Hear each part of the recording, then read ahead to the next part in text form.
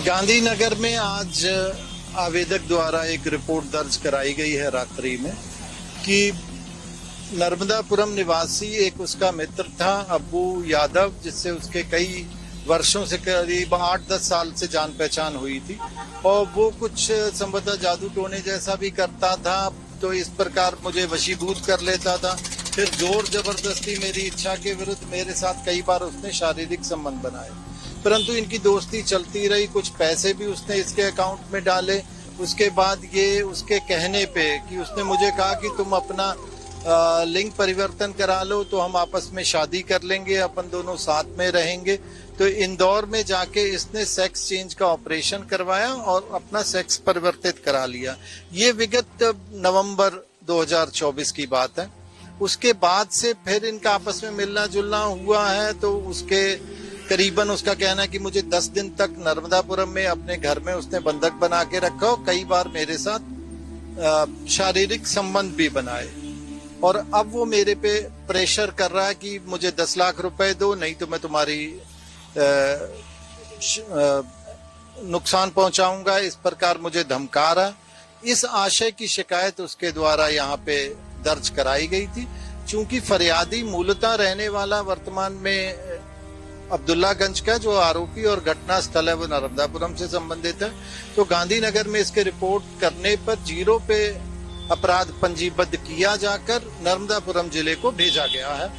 और आवेदक का जो मेडिकल है वो फॉरेंसिक की टीम द्वारा हमीदिया अस्पताल में किया जा रहा है और उसकी रिपोर्ट भी प्राप्त होने पे उनको भेजी जाएगी।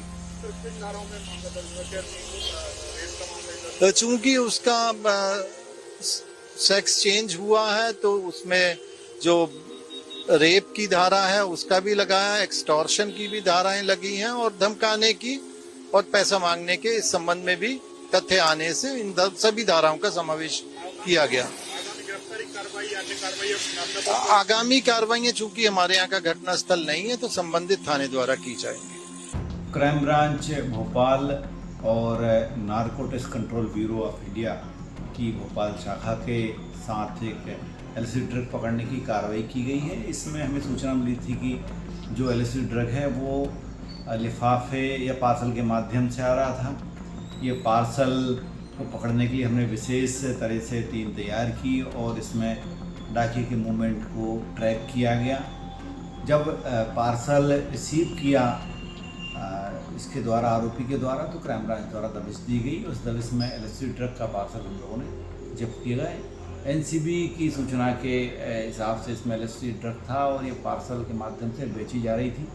इसमें हमने एनडीपीएस के प्रावधानों में आरोपी के खिलाफ कार्रवाई की है। एलएसडी ड्रग हाईली जो इल्यूज़न पैदा करती है, मतिभ्रम पैदा करती है और काफ़ी मानसिक रूप से तंत्रिका तंत्र पे काफ़ी बड़ा असर डालती है। इससे जो व्यक्ति है वो एक इल्यूजन में जीता है, इस कारण इस ड्रग का इस्तेमाल होता है और काफ़ी खतरनाक और शरीर पर बुरा डालने वाली ये दवाई है। इस संबंध में हमने जब देखा तो इसमें कुछ ग्रुप्स में भी ये लोग जुड़े हुए हैं जो ड्रग्स की डिमांड करते हैं।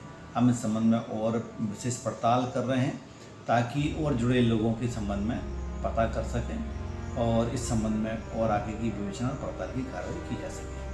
अगर आप ये वीडियो YouTube पर देख रहे हैं तो हमारे चैनल को सब्सक्राइब करें और बेल आइकन को दबाना ना भूलें। अगर आप Facebook पर ये वीडियो देख रहे हैं तो हमारे पेज को लाइक करें।